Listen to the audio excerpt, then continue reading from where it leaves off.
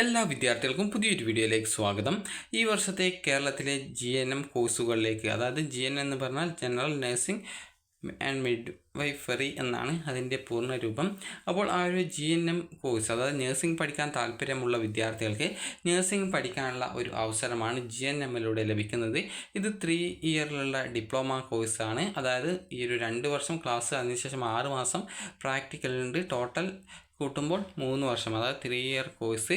അപ്പോൾ 2 രീതിയിലാണ് കേരളത്തിലെ ഗവൺമെൻറ് കോളേജുകൾ പ്രവേശനം ലഭിക്കുന്നത്. അതുപോലെ തന്നെ നിരവധി പ്രൈവറ്റ് കോളേജുകളുണ്ട്. അപ്പോൾ ആ ഒരു പ്രൈവറ്റ് കോളേജുകളൊക്കെ അതായത് ഈ ഒരു ഗവൺമെൻറ് അപ്രൂവ്ഡ് ആണോ എന്നുള്ള കാര്യം, അതായത് ഗവൺമെൻറ്റിൻ്റെ അംഗീകാരം ലഭിച്ച കോളേജുകളാണോ എന്നുള്ള കാര്യം നിങ്ങൾ അഡ്മിഷൻ എടുക്കുമ്പോൾ പ്രത്യേകം ശ്രദ്ധിക്കേണ്ട കാര്യമാണ്. +2 റിസൾട്ട് വന്ന ശേഷമായിരിക്കും ഈ ഒരു GNM കോഴ്സുകളിലേക്കുള്ള പ്രവേശനം, പ്രൈവറ്റ് ആയാലും ഗവൺമെൻറ് കോളേജിലേക്കായാലും പ്രവേശനം നടത്തപ്പെടുക. അപ്പോൾ കേരളത്തിൽ 2 രീതിയിൽ, അതായത് DMEയും അതുപോലെ തന്നെ DHSുമാണ് അലോട്ട്മെൻറ്റുകൾ നടത്തുന്നത്.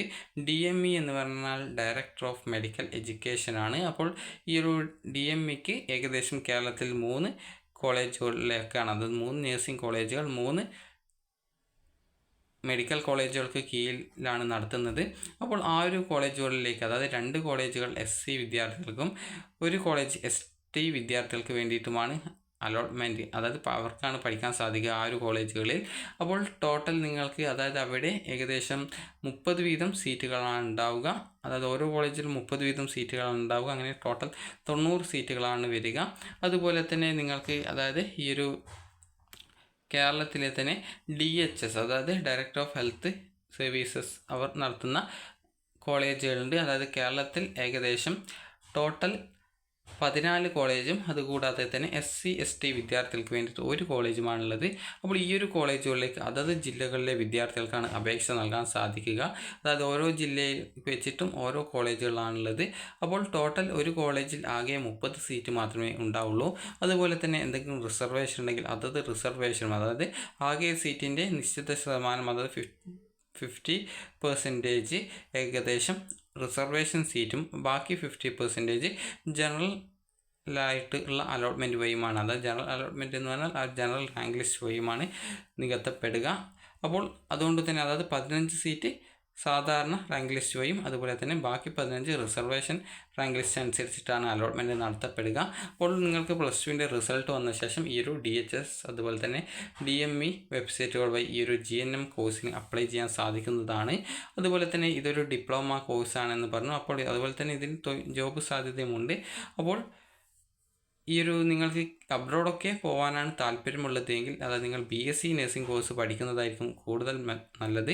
അതുപോലെ ഈ ഒരു സയൻസ് ഗ്രൂപ്പ് എടുക്കാത്ത ഒരു വിദ്യാർത്ഥിയാണെങ്കിൽ നിങ്ങൾക്ക് ആ ഒരു BSc നഴ്സിംഗ് പഠിക്കാൻ സാധിക്കില്ല. അതുകൊണ്ട് തന്നെ നിങ്ങൾക്ക് GMന് ശേഷം, അതായത് GNMന് ശേഷം ഇതിൻ്റെ ഹയർ കോഴ്സ് പഠിച്ചു കഴിഞ്ഞാൽ നിങ്ങൾക്ക് അബ്രോഡൊക്കെ നല്ല ജോബ് സാധ്യത ഉള്ള, അതായത് ഏകദേശം BSc നഴ്സിംഗിന് ഈക്വലായിട്ട് വരുന്നതാണ്. അപ്പോൾ അതുകൊണ്ട് തന്നെ ആ ഒരു രീതിയിൽ നിങ്ങൾക്ക് അബ്രോഡൊക്കെ ജോബ് ചെയ്യാൻ സാധിക്കുന്നതായിരിക്കും. അതായത് ഈ ഒരു കോഴ്സ് പഠിച്ച ശേഷം ഇതിൻ്റെ ഹയർ കോഴ്സ് നിങ്ങൾ ചെയ്യേണ്ടതുണ്ട്. അങ്ങനെ ചെയ്തിട്ടാണ് ഈ ഒരു BSc നഴ്സിംഗിന് ഈക്വലായിട്ട് വരിക.